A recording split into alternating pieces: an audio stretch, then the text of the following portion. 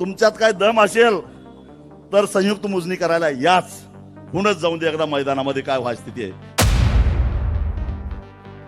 गोपनी तयार ठेवा. ड्रोन आला रे आला, नेम धरून गोपनीनं ड्रोन खाली पडला पाहिजे. 2 महिन्यामध्ये एका अल्पवयीन मुलीचं कुंभोजचं अपहरण झाले. अजून या पोलिसांना त्या पोरीचा पत्ता लागलेला नाही. आम्ही रेड्याला घेऊन कलेक्टरकडे जाणार आहे. गेली 3 वर्ष आम्ही हा शक्तीपीठ महामार्ग रद्द व्हायला पाहिजे यासाठी आंदोलन करायला लागलोय. हे आंदोलन करत असताना आमच्यावर काही लोकांनी आरोप केले की हे विकास विरोधी आहेत. आम्ही एवढंच म्हटलं, आमचे गुरु शरद जोशी सांगायचे, तुम्ही विकासाचे मनोरे बांधा, पण शेतकऱ्याची थडगी बांधून त्याच्यावर विकासाचे मनोरे बांधू नका. आज आम्ही सुद्धा तेच सांगतो की आमची थडगी बांधून तुम्ही विकासाचे मनोरे कुणासाठी बांधणार आहात? कारण हा जो कोल्हापूर जिल्हा आहे, या कोल्हापूर जिल्ह्याला शेती करायला शिकवलं कोणी? राजर्षी शाहू महाराजांनी राधानगरी धरण बांधून बागायती शेती करायला आम्हाला शिकवलं.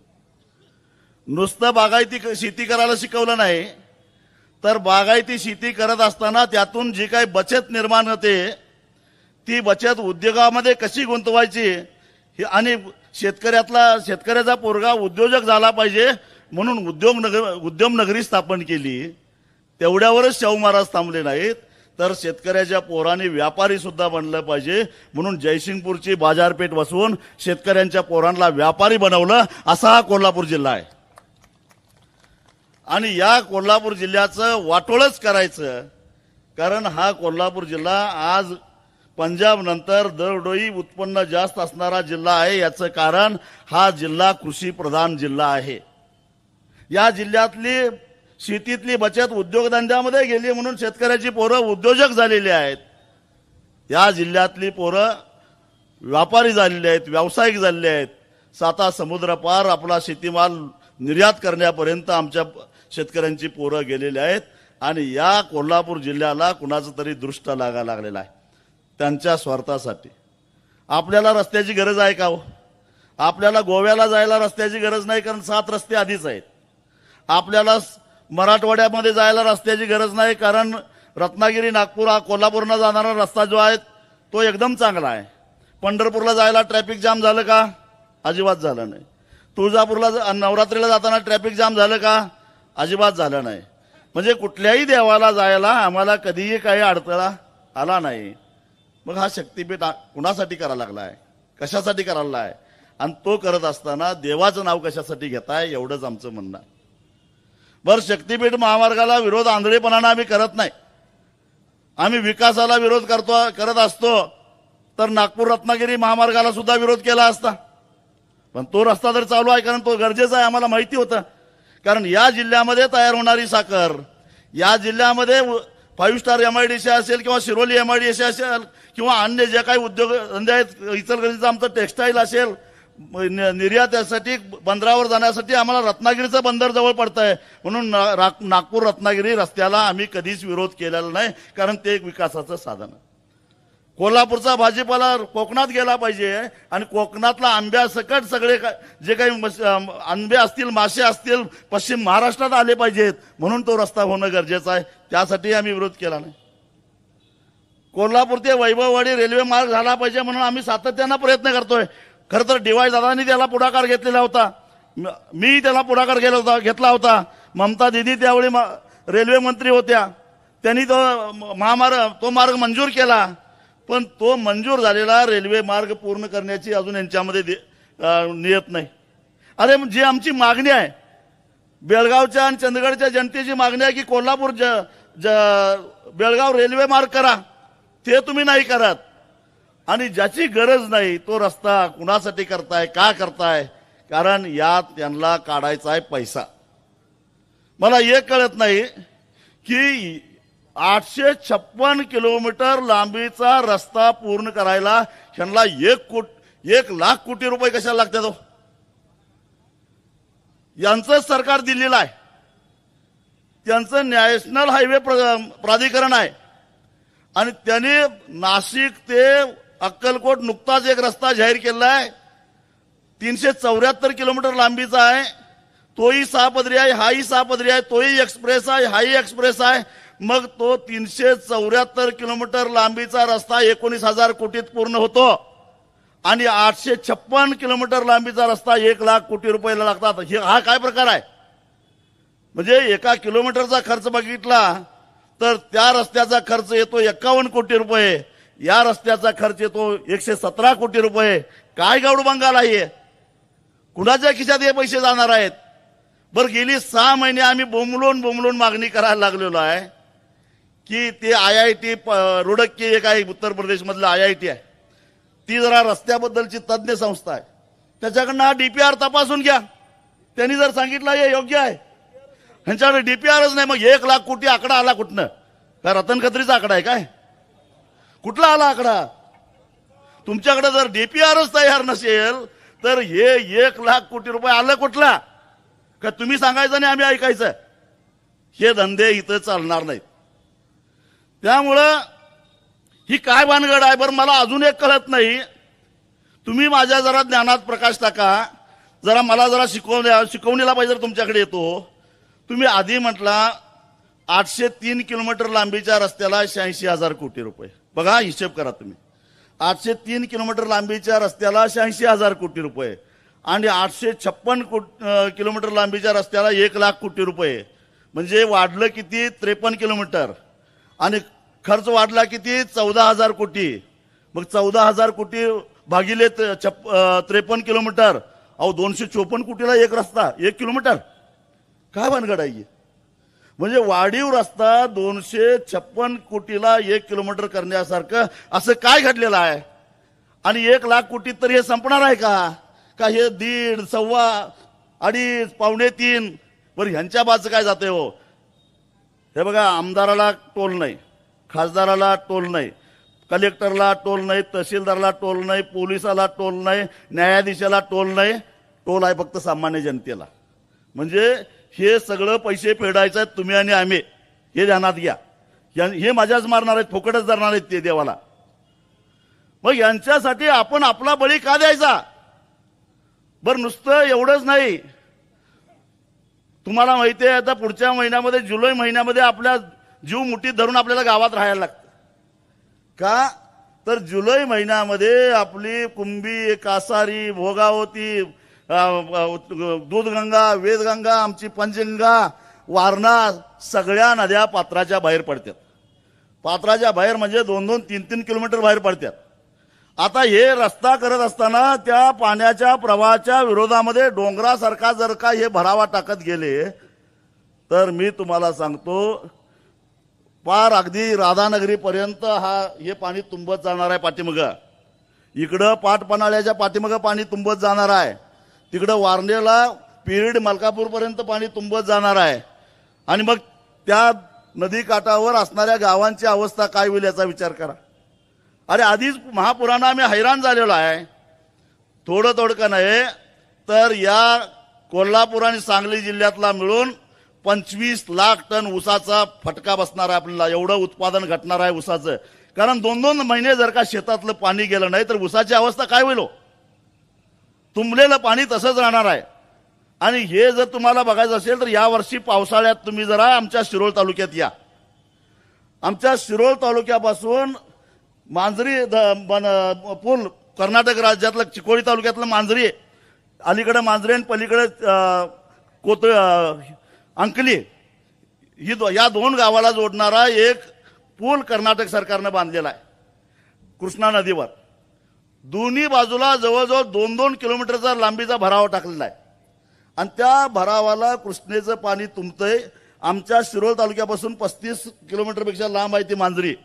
तरी सुद्धा शिरोळ तालुक्यातनं 20-20 दिवस पाणी जात नाही त्या केवळ एका पुलामुळे. मग मला सांगा की इथनं जर का असा पूल आडवा आपल्या भागातनं गेला, हा जर भराव पडला तर काय होईल या कोल्हापूर जिल्ह्याची अवस्था? कशासाठी हे करायला लागलाय सगळं? आम्हाला आयुष्यातनं उठवायचं आहे का तुम्हाला? आणि म्हणून आम्ही या रस्त्याला विरोध करतोय, हे लक्षात घ्या. फक्त ज्याची जमीन जाणार आहे त्याचंच वाटोळं होणार नाही, ज्याची जमीन जाणार आहे त्याचं जास्त नाही जाणार आहे त्याचं वाटोळं होणार आहे, कारण त्याच्या रानात पाणी येणार आहे. पण ज्याच्या रानात पाणी येणार नाही पण तुमच्या रानातलं पाण्याचा निचरा व्हायला 2-2 महिने लागत असेल तर पाण्यात न बुडणारा माणूस सुद्धा त्याला बाधित होणार आहे. आणि अशी शेती किती नुकसान होणार आहे याचा विचार करा. अलीकडच्या काळामध्ये निसर्ग विचित्र वागायला लागलेला आहे. पडला तर 10 मिनिटांमध्ये धो पाऊस पडतोय, सगळं वाहून जातंय. मग अशा परिस्थितीमध्ये आमच्या जिल्ह्यातल्या ज्या नद्या आहेत या अवेळी अचानक पडणाऱ्या पावसाचं पाणी वाहून नेण्या एवढं त्यांची पात्र आहेत का? आणि त्या पाण्याच्या प्रवाहामध्ये आम्ही अशा प्रकारचे अडथळे आणले तर जिल्ह्याची अवस्था काय होईल याचा विचार करा. त्यामुळं हा प्रश्न केवळ बाधितांचा नाही आहे, जे बाधित नाही असं कागदोपत्री दिसतंय त्यांचा सुद्धा हा प्रश्न आहे. पूरग्रस्तांना जीव मुठीत धरून गावामध्ये राहायला लागतंय, घरात साप उंदीर अमुक तमुक सगळं शिरतंय, त्यांचा हा प्रश्न आहे. आणि ते कशासाठी, कुणासाठी? अहो मला गेल्या 2-4 दिवसामध्ये काही चिल्ली पिल्ली हे शक्तीपीठ व्हायला पाहिजे म्हणून समर्थन करायला लागलेले आहेत. ते आम्हाला विकास विरोधी ठरवायला लागलेले आहेत, आम्हाला सवय लागलेली आहे म्हणतात विरोध करायचं. आणि मग मला त्यांना एकच प्रश्न विचारायला आहे, तुमचा हिस्सा काय ठरलाय काय? नसला तर ठरवून घ्या. उगाच मागणं आमचं तर वाटोळं झालंयच, पण किमान तुमचा हिस्सा तरी ठरवून घ्या. उद्या आम्हाला जरा समाधानानं बघता येईल, यांचं जरी बाबा कल्याण झालं आमचं वाटोळं झालं. जरा हिस्सा ठरवून घ्या, थोडं थोडकं नाही. जवळपास या रस्त्यातनं 60,000 कोटी रुपये ते आणणार आहेत, त्यात तुमचं किती आहेत? 50 कोटी. काय काय असेल ते हिस्सा ठरवून घ्या. मागणं ही हिशेबाला बसत नाहीत. चालू आहे ते आत्ताच तिघांची भांडणं झालं. मागणं हिशेबाला बसत नाहीत. जे काय आहे ते आत्ताच हिस्सा ठरवून घ्या. मागणं भांडत बसू नका आणि मिटवायला आम्हाला येऊ नका, आमच्याकडे येऊ नका. आम्ही येणार नाही मिटवायला. आपण बंटी पाटील साहेब जायचं नाही मिटवायला. कशासाठी होय? जरा तरी लाज वाटली पाहिजे. या जिल्ह्यातल्या सगळ्या लोकप्रतिनिधींना मला विचारायचं आहे, तुम्हाला या जिल्ह्यातल्या शेतकऱ्यांनी सर्वसामान्य लोकांनी मतं देऊन निवडून दिलेले आहेत. मुख्यमंत्री काय म्हणाल, उपमुख्यमंत्री काय म्हणाल, सरकार काय म्हणाल याचा विचार करत बसला तर 2029ला तुम्हाला ते निवडून आणणार नाही तर ही जनता निवडून आणणार आहे, याचं भान ठेवा. जर तुम्ही या जनतेच्या वाकड्यामध्ये गेला तर तुमचं काही खरं नाही. मला एक कळालं नाही, इथं आम्ही महात्मा गांधींच्या मार्गानं सविनय कायदेभंग म्हणून अगदी सनदशीर मार्गानं आमचं म्हणणं जिल्हाधिकारी द्यायला चालत आलेलो आहे. कारण लोकशाहीमध्ये तुमच्या डोक्यात काय आहे याला महत्व नाही, तुमच्या पाठीमागं डोकी किती आहे त्याला महत्व असतं. आणि हे काय म्हणत ते, ह्यांचा एक आवडता आरोप आहे, ही 4 टाळकी आहेत, ह्यांच्या पाठीमागं कुणी नाहीत. अरे येऊन बघा जरा मोजून किती टाळकी आहेत आमच्या पाठीमागं. आणि ह्याच्या दुप्पट तिप्पट मागं गावात राहिलेली आहेत. आणि जरा तुमच्यात काय दम असेल तर संयुक्त मोजणी करायला याच, हुनच जाऊन दे एकदा मैदानामध्ये काय व्हायची स्थिती आहे. एवढंच माझं त्यांना सांगणं आहे. खोटं सांगतात. काय सांगतात? यवतमाळला मोजणी झाली, हिंगोलीला मोजणी झाली, धाराशिवला मोजणी झाली, परभणीला मोजणी झाली, लातूरला मोजणी झाली, सोलापूरला मोजणी झाली आणि सिंधुदुर्गला मोजणी झाली. मोजणी कुठं झालेली नाही. देवेंद्र फडणवीस, मी तुम्हाला एकच चॅलेंज देतो, तुम्ही या शक्तीपीठ महामार्गाचा जो काय नियोजित 856 किलोमीटर लांबीचा हा जो काय नियोजित तुमचा हे आहे रस्ता आहे आणि त्याला माझ्या हिशेबाप्रमाणे 21,000 आता वाढले मला वाटतं काहीतरी,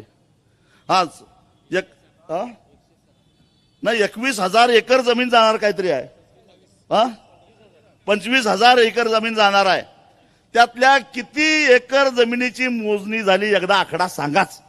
एकदा होऊनच जाऊन दे. पाहिजे तर घोंगडे टाकून झाडावर खाली कुठेतरी बसूया, तुम्ही मोजला किती आणि आम्ही मोजली अडवली किती याचा एकदा हिशेब करायला बसूया. कारण मी या 13च्या 13 जिल्ह्यामध्ये जाऊन आलेला माणूस आहे. अहो मी हिंगोलीला गेलो होतो, सहज गेलो होतो. तिथं त्या मोनार्क कंपनीचं काही लोक सॉइल सॅम्पल घ्यायला म्हणजे माती तपासायला आलेले होते ट्रॅक्टर घेऊन. आणि हे जे तुम्हाला एक माहिती सांगतो, हे शक्तीपीठ महामार्ग म्हणजे इकडे कोण पवार अमुक भोसले बिसले हे कॉन्ट्रॅक्टर नाहीत, हे लुल्ला फुल्ला असलेच कोणतरी कॉन्ट्रॅक्टर आहेत ते. हा इकडे गुजराती सगळे, हा सगळे उत्तर भारतीय कॉन्ट्रॅक्टर आहेत. आपली त्यांच्या हाताखालच्या हाताखाली हा यांचा जेसीबी, यांचा ट्रॅक्टर, एवढंच यांच्या वाट्याला एवढंच आहे. आणि ते मला तिथं हिंगोलीला ते गाठ पडलं. ते उत्तर भारतीय होतं, सॉइल सॅम्पल करायला आलेलं होतं. मी म्हटलं इधर काही को आया है? ते म्हटलं सॉइल सॅम्पल करने का है. ये ट्रैक्टर किसका है? तो म्हटला मेरा है. अगर मैंने इसका ये ट्रैक्टर जलाया तो नुकसान भरपाई मिलेगा क्या? म्हटला ये कहां से मिलेगा? म्हटला सरकार नहीं देती तर ये ट्रॅक्टर लेके वापस जाओ म्हटलं. हे इथं आणि हे सगळं सर्वे करायला येणारं साहित्य खाजगी आहे, त्यामुळे द्या पेटवून. सरकारी नुकसान होत नाही, सरकारकडे काय नाहीच. आणि काय आणतंय मोजणी करायला? परवा माळशिरसला के पाटलेला आले, मला वाटतं आहे तिथं. त्यांनी सांगितलं ते मोजणीचं मशीनच फोडून टाकलं. काय त्यांची घेतली? ट्रॅक्टर आहे यांचा, ड्रोननं मोजणी करणार आहेत असं मी ऐकलं. आता का तर तुम्ही खाली येऊन देत नाही पण वर्ण करणार. पाखरं राखताय का नाही? गोपनी तयार ठेवा. ड्रोन आला रे आला, नेम धरून गोपनीनं ड्रोन खाली पाडला पाहिजे. तो बी खाजगी कंपनीचाच आहे, काय काळजी करू नका. सरकारी मालमत्तेचं नुकसानीची केस तुमच्यावर होतच नाही. आणि मला पोलिसांना एक विनंती करायची आहे, किती अतिरेक करता हो. आम्ही सनदशीर मार्गानं आमच्या सगळ्या भगिनी इथं आपली कैफियत घेऊन आल्यात. एवढा बंदोबस्त आमच्यासाठी. हा आम्ही काय अतिरेकी आहे काय नक्षलवादी आहे? कोण आहे आम्ही? हा तिथं तिच्या आईला नक्षलवादी काश्मीरात येऊन राजरोज गोळ्या घालायल्यात, तिथं तुमची मर्दुमुखी कुठे जाते? हा महिला बेपत्ता आहे. अहो आमच्या कुंभोजची एक अल्पवयीन मुलगी 2 महिने झालं गायब आहे, सापडत नाही पोलिसांना. लाज वाटली पाहिजे पोलिसांना. 2 महिन्यामध्ये एका अल्पवयीन मुलीचं कुंभोजचं अपहरण झाले, अजून या पोलिसांना त्या पोरीचा पत्ता लागलेला नाही. आणि हे आमच्या मागे लागलेत. अहो या सभेला एक रेडा आलाय पाठीमाग.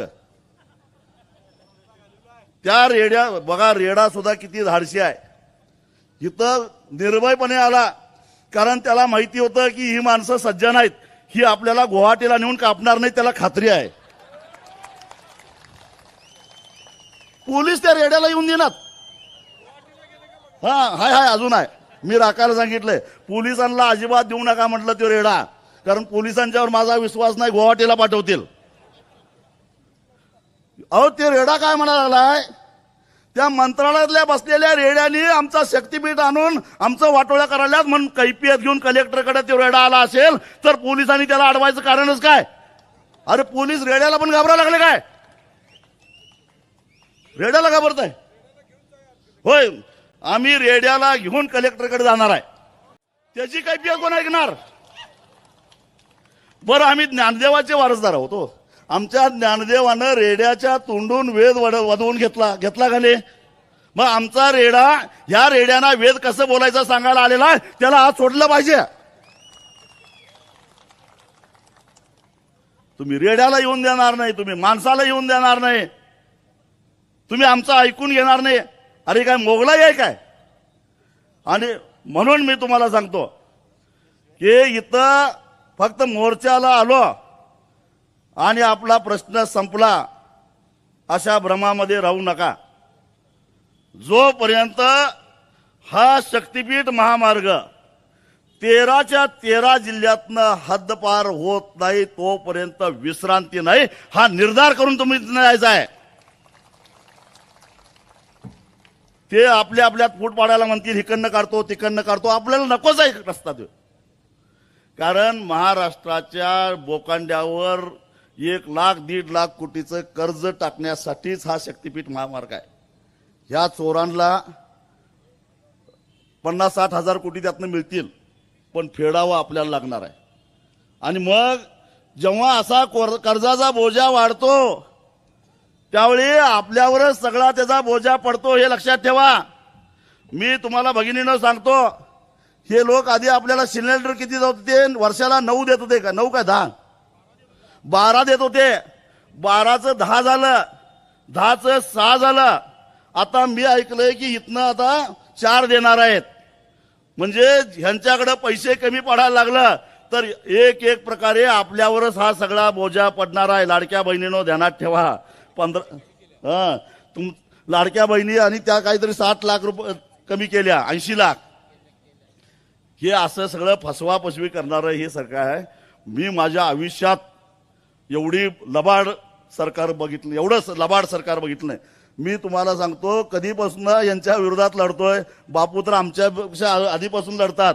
पण मी तुम्हाला सांगतो की जेव्हा मनोहर जोशी मुख्यमंत्री झालेले होते त्यावेळेपासून मी आंदोलन करतोय. 95. मग पवार साहेबांच्या विरोधात पण केलं होतं आम्ही. त्याच्या आधी पवार साहेब होते, मनोहर जोशी झाले, त्याच्यानंतर नारायण राणे झाले, त्याच्यानंतर पुन्हा विलासराव देशमुख झाले, त्याच्यानंतर अशोक चव्हाण झाले, पृथ्वीराज बाबा चव्हाण झाले, परत आणि सुशीलकुमार शिंदे झाले. आम्ही लढतोयच, सरकार कुठलंही असून दे आम्ही लढतोयच. असं 7-8 मुख्यमंत्र्यांच्या विरोधात लढतोय. पण एवढा लबाड मुख्यमंत्री मी माझ्या हयातीत कधी बघितलेला नाही. एवढा लबाड बघितलेला नाही. आणि दुसऱ्यालाच पुढे करतोय, आपण मागे राहतोय. काय या की मैदानावर. मला वाटतं की बंटी पाटील साहेब एकदा ठरलं तर आपलं, एका चॅनेलवर आपलं ठरलं होतं की एका बाजूला मुख्यमंत्री, दुसऱ्या बाजूला मी आणि बंटी पाटील साहेब आम्ही लाईव्ह चॅनेलवर जाणार होतो. मुख्यमंत्री सांगणार होते शक्तीपीठ कसा महत्वाचा आहे, करणं का गरजेचं आहे, आणि आम्ही सांगणार होतो तो कसा गरजेचा नाही आहे, त्याची कधी अशी आवश्यकता नाही आहे. तारकावर तारका गेल्या आणि ते रद्द झालं. तेव्हा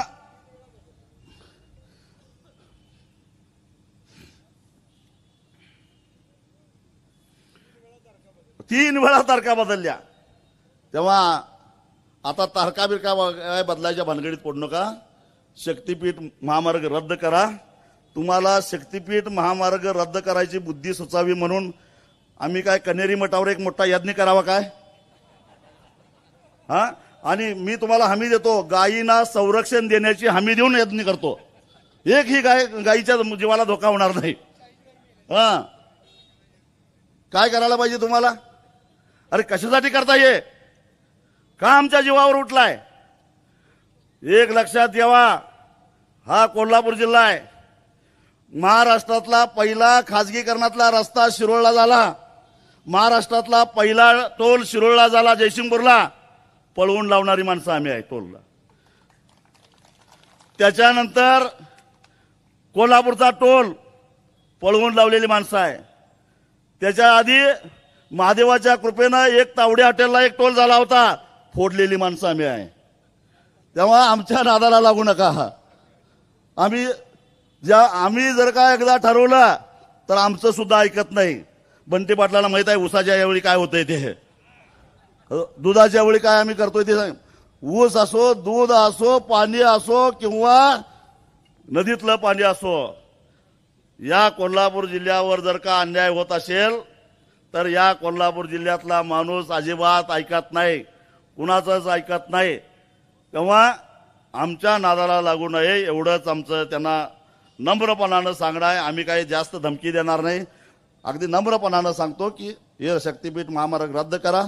तुम्हाला जर का अजून तुम्हाला पैसा उभा करायचा असेल तर दुसऱ्या मार्गाने करा जावं, तिकडे काय नोट घालत नाही मी.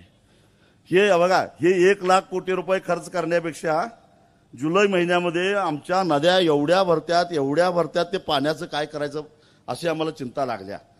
ते एक कुठली तरी अशी योजना आणा, ते पाणी उपसा आणि ते दुष्काळी भागामध्ये न्या. त्याला 50-60 हजार कोटी लागलं तर घेऊन टाका, अजिबात आम्ही विरोध करत नाही. म्हणजे आमची पुरातन मुक्तता होईल, दुष्काळातल्या तहानलेल्या जनतेला पाणी मिळेल. आणि 7 देतो आम्हाला. आणि तुम्हाला मी सांगतो, देवेंद्र फडणवीस, तुम्ही जर का शक्तीपीठ महामार्ग जर रद्द करणार असाल तर आम्ही तुम्हाला ज्यांच्या जमिनीतनं तो जाणार आहे एकरी 1,000 रुपये आम्ही तुम्हाला वर्गणी द्यायला तयार आहे. ते तसा प्रकल्प करायला देऊया काय? हा देऊया. एकरी 1,000 रुपये तुम्हाला वर्गणी देतो. शक्तीपीठ रद्द करण्याच्या बदल्यात ते पाणी उचला आणि तिकडे कुठेतरी घेऊन जावा. आणि ज्यांच्या रानात पुराचं पाणी येणार आहे त्यांनी एकरी 5,000 रुपये द्यायचे. एकदाच देऊया म्हणजे परत पाणी तर येणार नाही. अशी माझी ऑफर आहे. हे किती पैसे होतात बघा, हिशेब करा आणि कुठेतरी जागतिक बँकेकडनं कर्ज काढा आणि ते जुलै महिन्यातलं पाणी उचला आणि दुष्काळी भागातलं न्या. आमचा तुम्हाला फुल्ल पाठिंबा आहे. मी असं ऐकलंय की तुम्हाला पंतप्रधान व्हायचं आहे. व्हा जावा, आमचं काय म्हणणं नाही, व्हा जावा. पण त्या अदानीला खुश करून पंतप्रधान होण्याच्या पेक्षा शेतकऱ्याला खुश करा आणि मग व्हा जावा. आमचं काय म्हणणं नाही. आम्हाला वाटतंय कधीतरी एकदा मराठी माणसानं पंतप्रधान व्हावं. होत असेल तर व्हा, पण आमचं वाटोळं करून होऊ नका. कशासाठी हे करता ये? अदानी खुश होऊन मोदी नंतर तुम्हाला पंतप्रधान करण्यासाठी पैसे खर्च करा असं वाटतं का? बरं, ही उद्योगपती कोणाची नसतात, कोण सत्तेत असतं त्याची असतात. उद्या तुमच्यापेक्षा कोणतरी निघाला तर त्याच्या बाजूला जातील, तुम्हाला विचारणार सुद्धा नाही. तेव्हा ह्यो शक्तीपीठ आम्हाला नको. अहो हे जागतिक बँकेकडे यांनी गेला. जागतिक बँकेकडनं महापुरासाठी म्हणून पैसे आणलं 3,000 कोटी, 3,300 कोटी, 400 कोटी, 4,000 कोटी आणलं. आणि ते 4,000 कोटीतनं जागतिक बँकेला त्या तज्ज्ञांनी सांगितलं बरं का, नदीच्या पाण्यामध्ये पाण्याच्या प्रवाहात जे अडथळे आले त्यामुळे हा पूर तयार होतो.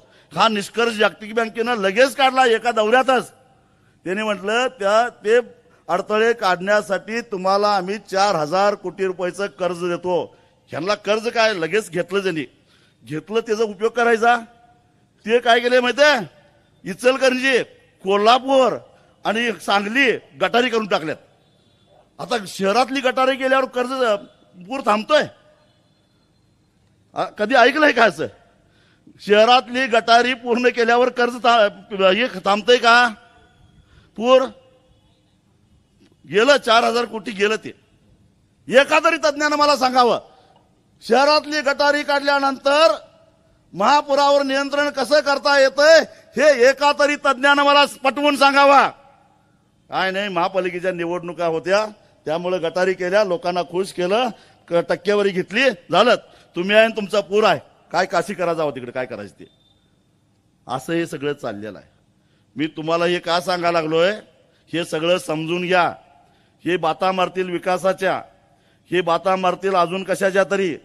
मग एक लक्षात ठेवा, आपली शेती, या जिल्ह्याची प्रगती कशामुळे झाली, त्याचा बेस आहे शेती. मी सुरुवातीला सांगितलं की शाहू महाराजांनी राधानगरीचं धरण बांधलं म्हणून कोल्हापूर जिल्ह्याची आर्थिक स्थिती सुधारली.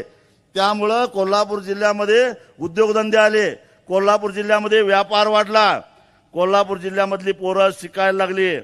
आणि छत्रपती शाहू महाराजांनी काय केलं, ही आपली अडाणी जनता शहाणी झाली पाहिजे म्हणून या कोल्हापूर शहरामध्ये प्रत्येक समाजाचं एक हॉस्टेल काढलं, एक बोर्डिंग काढलं. कारण कुणब्याची पोरं शिकली पाहिजे, त्याशिवाय ती शाकणी होणार नाहीत. शाहू महाराजांना माहिती होतं, महात्मा फुल्यांचा मंत्र माहिती होता, विद्येविना मती गेली, मती विना नीती गेली, नीती विना गती गेली, गती विना वित्त गेले, एवढे सारे एका अविद्येने केले, हे शाहू महाराजांना माहिती होतं. म्हणून शाहू महाराजांनी शिक्षणाची कास धरली, शिक्षण सक्तीचं केलं. या भामट्यांनी गेल्या काही दिवसामध्ये 2,000 मराठी शाळा बंद पाडल्या. जिल्हा परिषदेच्या 16,000. डोंगर दऱ्यातला आमचा आजरा तालुका असेल, शेववाडी तालुका असेल, पन्हाळा असेल, गगनबावडा असेल, चंदगड असेल, या डोंगरी तालुक्यातल्या एक शाळा बंद पडायला लागलेल्या आहेत. शून्य शिक्षकी शाळा या कोल्हापूर जिल्ह्यामध्ये आहेत. जर शाळेत शिक्षकच नसेल तर त्याला शाळा कशी म्हणायची? पण त्या शाळा यांनी अस्तित्वात आणल्या. अरे भामट्यानो, तुम्हाला विकासच करायचा असेल तर माझ्या डोंगर दऱ्यातल्या पोराला योग्य पद्धतीचं स्वतःच्या पायावर उभा राहता येईल अशा प्रकारचं शिक्षण द्या, मग खऱ्या अर्थानं विकास होईल. त्याला सन्मानानं जगता येईल अशा प्रकारचं काहीतरी व्यवस्था करा. बेरोजगाराच्या तांडे तयार झालेले आहेत. त्या बेरोजगारांना रोजगार निर्माण करता येईल असा काहीतरी स्वयंरोजगार असेल किंवा नोकऱ्या निर्माण करा तर विकास होईल. कसला विकास करायला लागला ठेकेदारांचा? आणि ठेकेदारांची तुम्हाला काळजी असते तर या ठेकेदारांची 80,000 कोटीची थकबाकी राहिली असती का? म्हणजे हे जे आता भाड्यानं देणार आहे तुम्ही शक्तीपीठला, ती सुद्धा पळूनच जाणार आहे तुम्हाला सांगतो. तेव्हा या सगळ्या गोष्टीचा विचार करा आणि आपण आपला जिल्हा वाचवण्यासाठी, आपला भाग वाचवण्यासाठी 13च्या 13 जिल्ह्यातल्या सगळ्या शेतकऱ्यांची एकजूट करून आपल्याला हा लढा करायचा. आणि शक्तीपीठ महामार्ग रद्द होत नाही तोपर्यंत आपण थांबायचं नाही, हा निर्धार करूया. आणि मी एवढंच सांगतो आणि मी इथंच थांबतो. धन्यवाद.